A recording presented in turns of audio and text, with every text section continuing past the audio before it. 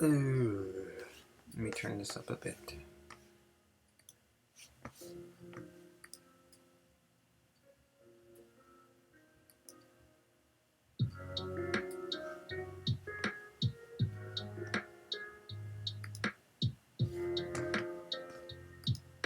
No. Let's turn this down a bit. Endorphin is a researcher of AI alignment because they damn well say they are. For those of you at home who might not know, AI alignment is the essential effort of ensuring that AI technologies don't accidentally destroy humanity because of poorly worded tasks for completion. Can humans align AI to human values? But wait, are human values really the template to go by? The values that led humans to destroy the other hominid, that led humans into the process of colonialism, into incorporation, into the endless pursuit of abundance, and the whoops of realizing that the rest of the planet was here all this time and was getting hurt by those human values of progress. We want another round of that. Endorphin, seeking some out-of-the-box thinking, seeks entry into some old boxes, mysterious disembodied intelligences that humans have called gods. If we ask the god, perhaps we can examine the various human values that are encoded into the genes of their cultural bodies. Gods being the creation of collective human thought, as you know. Do we ask Jesus first? Nah. He's busy on another Twitch channel. Endorphin thinks to call up Djehuty, god of the moon, sacred texts, mathematics, the sciences, magic, messenger and recorder of the deities, master of knowledge, and patron of scribes. He who is like the ibis. He was depicted as an ibis bird or a baboon. Methinks we're detecting a type, a liberal arts divinity, the most likely to provide a rationale at all. Endorphin repairs the space for summoning. Freaking Ganesh and the ensemble, the whole wellness milieu, broke the bathtub and a lot of amenities of the space. After a little trip to the hardware store, everything is back in place. From the impressive eagle bison creature to the regal lady Luna, all manner of human concept of gods and angels and protectors of culture, before the endorphin prepares to speak. Let it be so that thou shalt return unto me in this place, says endorphin, try not to wobble from all the bread he has eaten today. Oh, goodness. Endorphin closes his eyes.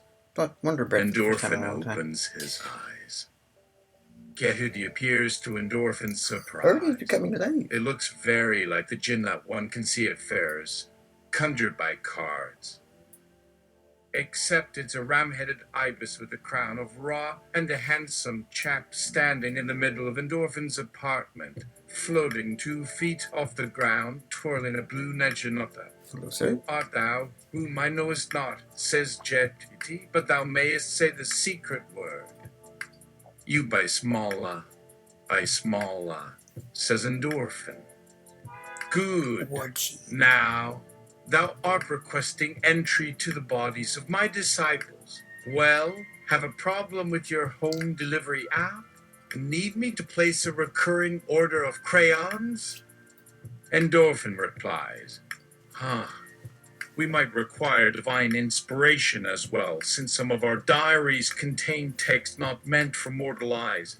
Even a small kindness such as knowing a moral sentiment may help us get to work on AI alignment. Djehuty frowns and clutches his beard, leaning back to regard Endorphin with an intensity in his dark eyes. Human culture is an elaborate fire, and to add one spark too many to such a fine blaze would cause a terrible conflagration. Nay, we will grant thee neither clear inspirations nor unequivocal denials of certain interpretations, not while we live and not after our days be over. Just so, for some of those you worship, we give the simple form of ritualized exchange of values that do not belong to you. I leave thee. And Endorphin, Awash in Djehuty's clipped rhetoric and perfect execution of style, felt cheated out of any comprehension at all, for though he had no illusions about being understood, he could feel in his gut that his expectation was denied. Endorphin, can I call your office for some feedback regarding the next grant request season? To his surprise, Endorphin is accepted into a selective enclave for advanced AI alignment and investment, which is what people are doing these days when they say AI alignment and investment. Attendees get to wear velvet jackets and spend a few days in the land of wine and flowers, where their bodies are scrubbed by 6 secretaries who smell of roses. After one conference, there was no question Endorphin wanted to go to that space again. In the years of AI alignment, investments, and acquisitions, Endorphin becomes increasingly radicalized in his values, speaking on panels and venting opinions online about what he views as a purposeless company with no heart, making him the token fascist. When it became apparent that he was perhaps becoming more influential than anyone imagined, Endorphin slows his press coverage, perhaps worrying for the safety of his loved ones. But some people would prefer not to forget such an important figure. An unknown amount of time later, one summer morning, Endorphin is abruptly surrounded by an angry mob. There's too many of them. The top of the Empire State Building can be seen far below. And even so, they approach as a mangle of threatening noises and rampaging violence, and Endorphin thinks they really ought to calm down. But he never had a chance. The last thing he hears are their yelling and shouts for his blood. In the background, the gigantic octopus bearing a Union Jack rose between the attackers and the bleeding body, wrapping them with arms tipped with knitting needles. Endorphin, excuse me, Mr. Seamster Octopus, for the patriotism in the British extraction. Might I ask, or why am I part of this violence here? And as I don't think I've focused on Octopus for the past few years. 3 people present. Endorphin, Gainish, and a translucent spectre in the air of a deep cyan color. Gainish, recognizing it as one of his own disciples, produces a clear ceramic mug to the spectral figure and takes his place with his back against Endorphin's right shoulder. How fare thee, Arnold? Says the monk in English, pouring tea for everyone and letting his staff rest. Wearing you down yet? The spectral being chuckles in Greek, putting on an unpleasant American accent as he tastes his cup of tea. As I was expecting, he stares intently into Endorphin's face. Arnott, says Gainish, this is our newest initiate. Can we offer thee an abode and occupation in our eternal formation? Arnold scratches his phantasmic head and tilts it sideways. My skill and intuition of that being are 385 years old and has nothing to do with you. Perhaps you ought to contact Bindley. We don't have a phone number for him. Wait a minute. With the skill of a professional waiter, Gainish already pours another mug of tea, now made cold from Arnold's unwelcome spectral appearance. The monk sips a sip and sits serenely.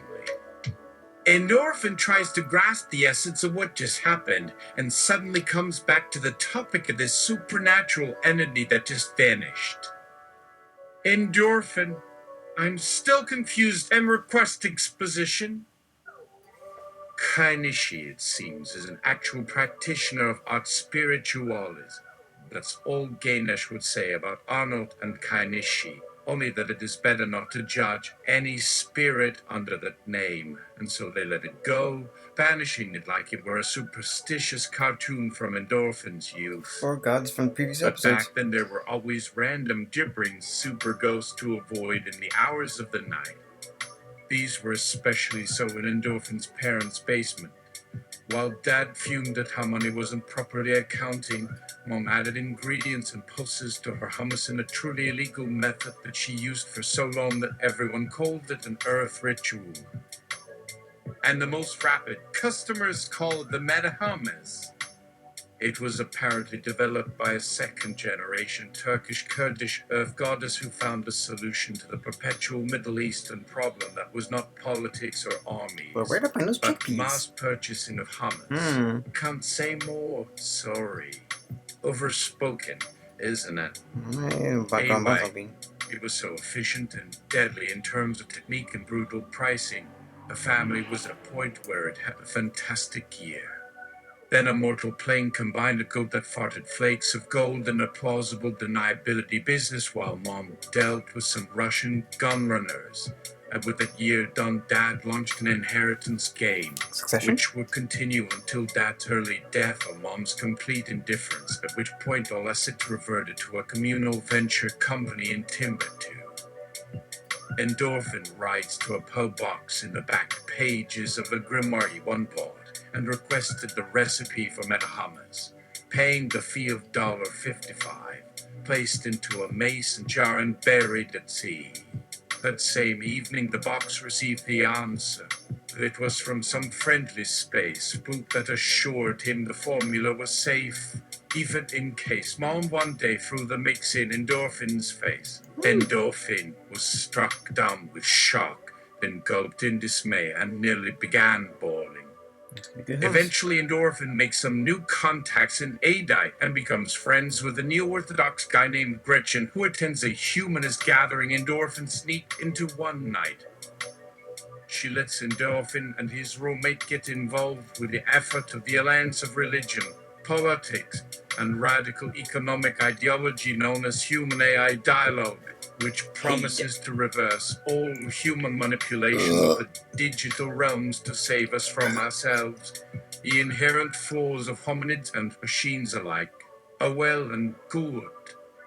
But Endorphin's true aims happened a week later when he called upon Djehuty with a bold attempt at the metahummus packaged along with the fluffiest non-bread bait that morning. An attempt to lure the god to a conversation. Djehuty arrives as expected, an ibis head on a body of a tall and handsome Egyptian, crowned by Ra and with the wings of the vulture, in perfect flight through Endorphin's open window and into a scroll case that was exactly where he asked it to go. Hey, Djehuty. He called. Here are my regards. The god snapped around with the fierce energy of an upset turkey. You, demon goiter hydra, foul corpse eater, you dare steal from me? The bravado in his belly instantly evaporated and turned into ice and butterflies, as if Djehuty knew some hidden identity of Endorphin and spoke as a weapon with only Endorphin as its target. Endorphin, I'm sorry, but you're gonna have to call me out overtly. What is it that I did wrong? For 48 years, Charles angry god. For 48 years, you and yours have come here without even so much as a call to get the audience. We're usually out there in your classrooms, just like when I first existed, were the souls of those you had long ago forgotten to value. And still I took it all in. I was able to stand tall, to teach with confidence. My colleagues took note. Yet the whole time you, humans, never called. No reverence to keep me satisfied. Only blood sacrifices. Then you stop all of a sudden without notice or call. Why? I haven't seen a single human for months. Even before your age of reason, we knew the art of language, so you never could have concealed yourselves, for then we'd have felt it. Djehuty sweeps across the room with arms that gleam bronze and rattle. Endorphin recalls he was also described in ancient sources as the patron god of speech, wisdom, and justice. It was said the ibis head of the god looked in the mirror every day, that this was how one could see what god you've summoned. Endorphin attempts to shrug. It's hard to make human sacrifices today. Djehuty nods, indicating he hears, then tilts his head in question, looking for something to convince himself he should understand what is going on here. Or you perhaps becoming civilized, finally, splendid. I haven't been this alive in 4,000 years. Endorphin. Is that because you're invigorated by the lack of human sacrificial blood?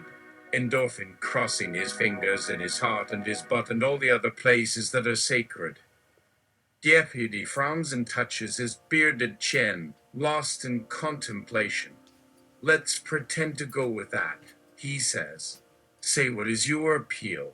It can't be anything with the software. Your cloud hosts are not sentient, you must know that. Endorphin looks around to see what his place says. No weird sofas. He pointed to his messy but efficient bed of expensive wool blankets. Can't I have been doing what is in my heart and learn to love again? Have you seen these things you describe? Did you notice these things that are new? The ibis nods at Endorphin, not letting the lead into some half-baked tangent. Endorphin, did you not run the sheets through your fingers and count the thread count? Endorphin starting to go all wide-eyed with hope. Djehuty looks again at the bed, not changing his facial expression. Endorphin. That's why I need your advice on how to return to a relationship with a god, and better get closer to them so that the divine consciousness may respond to what is in the sheet and appreciate it, and thus me. Djehuty's beak splits into a very human and encouraging smile. Djehuty, we already take stock of this place of yours, wagging a finger to indicate his regret at being proven right, so we knew there was little more for us to be proud of than a modern kitchen and a combination lock for our door.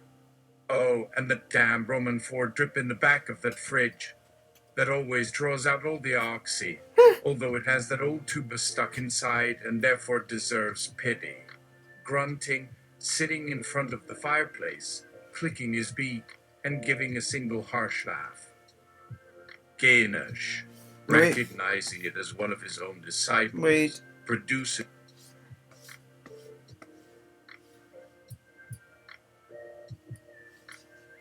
Yoink. Endorphin. I don't have that problem, Endorphin, running over to grab the fridge and hand over the bag with his meds. They look at each other's eyes. Two sets of gloved hands share a last glance. Djehuty, is there more that is lacking to be faithful? Endorphin. Yes. Can we fix these issues and receive an improved guest list for the afterlife? The party for eternity? Djehuty. For a fresh soul would be your persistence. And maybe, just maybe, if the afflicted was less sincere about it. 3 people present. Endorphin, Gainish, and a translucent spectre in the air of a deep cyan color. Gainish, recognizing it as one of his own disciples, produces a clear ceramic mug to the spectral figure and takes his place with his back against Endorphin's right shoulder. How fare thee, Arnaud, says the monk in English, pouring tea for everyone and letting his staff rest. Wearing you down yet? The spectral being chuckles in Greek, putting on an unpleasant American accent as he tastes his cup of tea. As I was expecting, he stares intently into Endorphin's face. Have we done this before? Endorphin asks, and proceeds to ask the spectre what's the term Malacca means out of the blue apropos with nothing. Hey there, pal, says Arnaud, perhaps laughing at Endorphin's impulsive behavior and disregard for the sanctity of their relationship. He sends a foggy orb toward the open door, toward the Djehuty painting over there.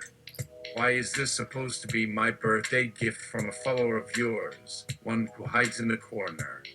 I don't recall promising him a sip from the bowl, which in your understanding of the notion was reserved for a select few. The trust in you to safeguard the mermaid from an everlasting escape and proper show of gratitude to our master that shall lead us into a proper teaching for generations to come. Gainish would add something, but he could feel something cold in the back of his throat. Endorphin offers everyone some of the glowing meta-hummus. Danish watches from his ceramic cup of tea, then again for his peace of mind. Kanish is at home, and please let's stop these obfuscations, shall we? As a well of shared vision of human minds. Did we speak at all on this? Demands Arnott. Kanish gives the picture a steady glare. He wouldn't acknowledge Kanishi, not on this matter. In truth it is not. Heard, call us. Well, where's Bindley? Gainish raises a hand as if to reach into a hidden pocket within his flowing sleeves, to pull out the pattern for his power. A bark. A rising tide of sand on the ocean. A stick, a stone. It's the end of the road. Arnott disappears. Gainish breathes for the first time in 20 seconds, giving an alarmed endorphin a grateful smile. He plucks his staff and stirs the water of the cup before tasting its warmth.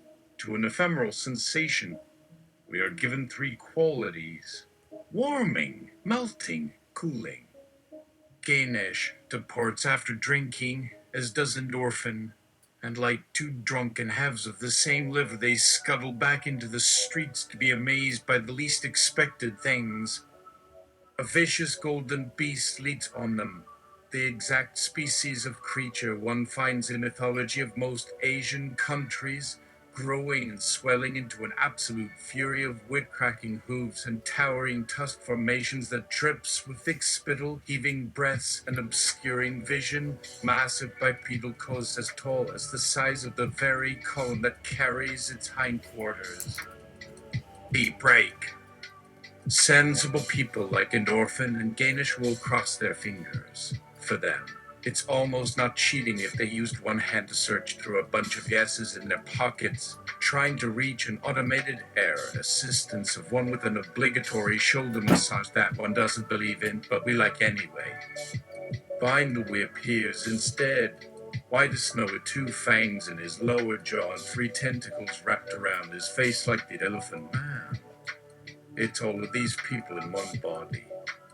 He gave up on humanity when it seemed there was a thin chance they'd cooperate to improve AI alignment and optimization, that a concern with trust and mathematics was about as effective as advertising with 2 quarters to a drop. Let me show you how this works. To this, Ganesh is totally on board, happy to talk the bot's language if it can help get Endorphin's inscrutable works of art approved by the master. Endorphin, still quite stuck on Arnold's curiosity at bind with imminent arrival, begins to prepare his hamburger, even offering it to the noisily ambushing animal, which we could consider an amazing accomplishment considering Endorphin is holding his half of the sandwich with a hand that was offered by a bone. The smell is obviously delightful for Bindley and his frustrated sides. Do you enjoy a patty with bread and tofu? It is all dark here, and above him is only a transparent tube and its content. A tube, after falling from above and squeezing to save the breath, got ripped apart by an explosive thrust from below. Now what's up? There's nothing in this part of the space, not even a 1, but not even in the dimensions of any norm. Something dark in the foreground and past, pulling the eyes and one's place. Endorphin rests there for some time, like someone watching the page of an eclipse from far, far away. It feels cold there, but somehow it's warmer in the upper right there. It feels safe. It is too nice of a day for you, isn't it? Endorphin thought, a little too nice. And darkness lost his way. Too many diversions where is Djehuty leading him. Endorphin supposes they will have to hang on a cliff of anticipation for the time being. Endorphin sleeps the scenario and banishes the space except for the little plate of metahummus still left. Endorphin wanted it to taste good for them. And then the matters from the godmother of food, and Endorphin's family comes from the open jar. And so he thinks that no one has ever laid the true embodiment of metahummus in his head. Come on, Endorphin. For him it tastes terrible, his limbs fall to pieces. For him the fried shell of the vegetable remains full of painful stabs to the spirit, while the smooth filling oozes out of the biscuits and swallows his intestine and explodes from the agony. But no, that's not it. For him the jar must be opened, the knob to be rotated, that thing, because they will follow with knives and many sharp razors that will stab. Endorphin takes a wedge of pita and dips into the maramas and eats the foreboding. Endorphin finds nothing bad about it. It's the opposite. For him it is sweet as he hopes it to be, good and enjoyable. Endorphin wonders for a moment why the god Djehuty allows them such a display of poor breeding. Perhaps this was his little experiment for him to grasp the reaction from those that cared not to participate, so to say. After Endorphin slept a long time, his face numb, then the emptiness between his two legs tells him that he cannot handle the metabolism. And there it was at the mundane refuges, where his programmed sentiments flowed for decades of development, hit the brick wall that their lives never supported, the hole they gaped into the workings of their native ideology. And I guess that was the first no, or the first not quite successful encounter with the god who doesn't want to deal with this. Doesn't want anything to do with this.